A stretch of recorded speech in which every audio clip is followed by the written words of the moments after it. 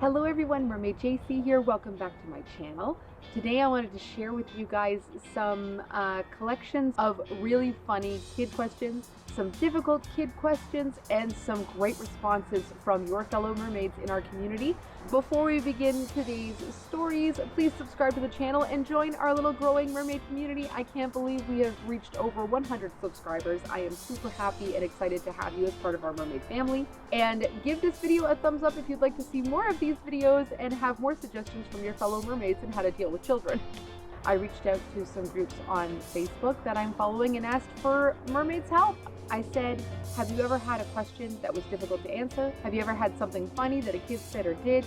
And what their responses were to try to help each other out. So the inspiration for this came from Courtney Mermaid and Two Tails Are Better Than One. Both of them are found on Instagram, and I will link their channels down below.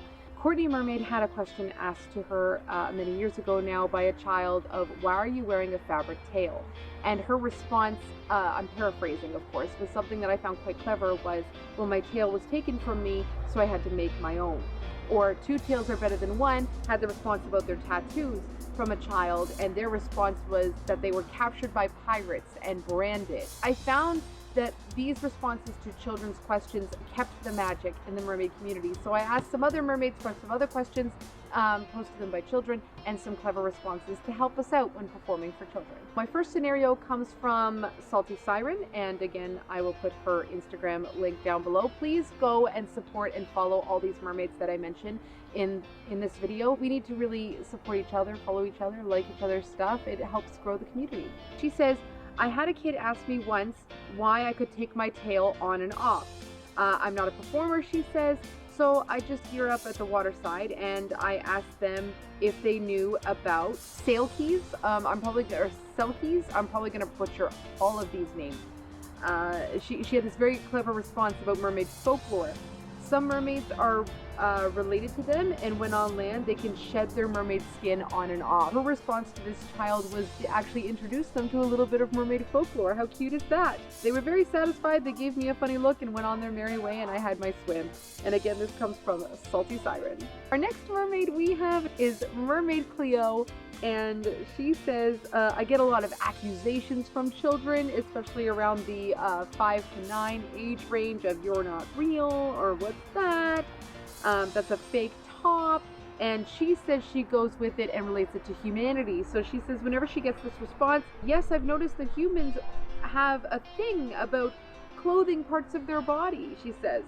Anytime that cell phones are brought up, she says, oh, is that like a shell phone? Once the kid asked me about chocolate, she says she forgot about the context, but she says, is that like a mud pie? Because we have those. That one was pretty cute because they didn't believe it before. My main thing is, instead of always bringing up answers, I ask them questions about what life is like on land. It lets them share their experiences and allows them to feel listened to. Again, this is Mermaid Cleo, or Siren Cleo, and again, please go follow all these mermaids. I might butcher the next couple names coming up because our fellow mermaids have been very creative with their names, so please forgive me. This next one comes from Mermaid Elia, and a bunch of different questions here. So we have question from a child. Do you know Ariel? How many of us have had this question? Oh my goodness. Answer. I've met her before when I attended her wedding. Oh, that's nice. But I didn't know her personally. She is a member of the Mermaid royal family, of course. Question. Why are you wearing goggles? Answer. Mermaid eyes are very sensitive to chlorinated pools. I like that one. Or, another different answer, I am a salt or freshwater mermaid, so my eyes work better in those types of water. Question. Can you transform into a human right now? Answer. I could, but I don't magically put pants on and everyone would see my bum. Question. Are you a real mermaid? Answer. Are you a real human? Toes and all? Question. I want to be a mermaid. Can I be one too? Answer. I'll tell you a secret. If you complete all your swimming classes and become really good as a swimmer, you might be able to do it. And she says, that's all I got right now. Our next one's very interesting. It comes from Mermaid Evelyn, and Mermaid Evelyn, she's a little bit newer to the mermaiding world. Again, welcome Mermaid Evelyn, we'd love to have you. And she says, I'm a little newer of a mermaid. She's been a Coast Guard before. How cool is that? And she's been asked many times, has she ever seen mermaids? And her answer is, I give them a little wink and say, I can't give away any secrets. Oh, that's really cute. Leave it a little bit of a mystery. The next one comes from Sirens of New Scotland. This one made me laugh. This is a funny one. It says, I got asked once how mermaids farted. I believe that I said that farts are just bubbles underwater, so you won't even notice unless you're on the surface. The next one is a bit of a long one, but I think it's really important. She turned this interaction as a great opportunity to talk to a young child about consent. This comes from Pockets the Mermaid, and she has to say, when I was swimming in Maui, I had a little girl who was about 9 or 10 years old come up to me with a lot of questions. She apparently had been saving these questions for the moment that she met a mermaid, but the one that I got was, do you ride dolphins and stuff? And are you allowed to pet the animals? I told her that mermaids love and respect all the sea life around them, and so to keep them safe, we keep our distance and we don't touch them unless we're helping them to escape. Fishing nets and things like that. She'd obviously been told that she wasn't allowed to touch the animals she saw, mainly turtles. I do hear that in Hawaii it's a really big thing not to touch the turtles. And she was looking for a mermaiding loophole. Oh, very clever. But after I answered her, she asked if the turtles liked to be pet, and I told her that they'd prefer not to be touched, but to be watched from a safe distance, like a ballerina. She gasped, and it was like something clicked inside, and then she said she'd never try to pet a turtle again, but would watch them from a distance instead. After a while, they talked for about 30 minutes. This was a long interaction. She'd asked if she could touch my mermaid tail, and I told her that she could.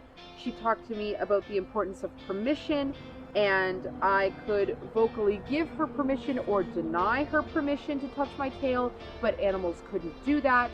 Her mom was only a few feet away and listening in, nodding her head at me. I knew I wasn't telling her anything that went against their personal beliefs, and after she went back to her mom, I could hear her mom using this conversation as a segue to again talk to her about her own body and about permission to touch or not to touch, give her a hug or not to give her a hug. And the little girl had a very educational day. This comes from Pockets the Mermaid on Instagram. Thank you very much, Pockets, for sharing that experience. What a great conversation to use mermaid magic and to talk to a small child about a very sensitive subject like consent. I like that a lot. Our last one here comes from Siren Ash. She says, again, I am a beginner. Welcome, Siren Ash, to the mermaid community. So I've only really had one question, which was funny to answer. She says, had a kid come and tell me that mermaids only breathe underwater. So my response was, some mermaids do, but some are like me and breathe above water, kind of like a dolphin or a whale would. That is an incredible answer.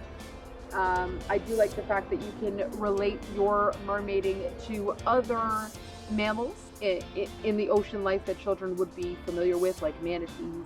Even sea turtles come up for air. They're not a mammal, but they do come up for air.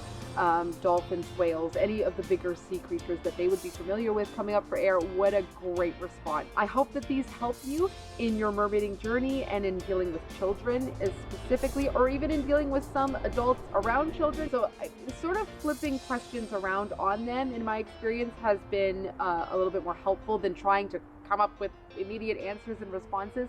I think that sharing our collective experiences with questions can also help the mermaid community and lower the anxiety when we're in a pool or at the beach with our tails, because you will get interactions from children and or adults, and keep the magic, as we say in the community. Thank you so much for watching, everybody. Again, if you enjoyed this video, please hit the subscribe button down below and check out every single mermaid that I have mentioned in this video, and go and follow them and share the love in the mermaid community.